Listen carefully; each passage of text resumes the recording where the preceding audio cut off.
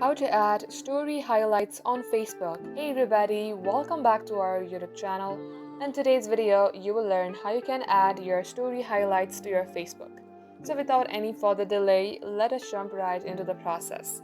Head over to your Facebook app and get logged into your Facebook account. Tap onto the three-bar icon on your top page, then tap onto your name. Here you will see a three-dot icon just beside Edit Profile. Tap onto that option, then tap on Archive. From the top options, tap on Story Archive. You will see all of the stories that you have added till now. Tap on any photo that you would like to upload. Then tap on Highlight. Let's go ahead and create a new album. Once you do so, tap on to Save. Now let's go back to our profile. Refresh your page. Just like so, you will be able to see the highlight that you just added. And that is how you can do it. Thank you for watching the video till the very end.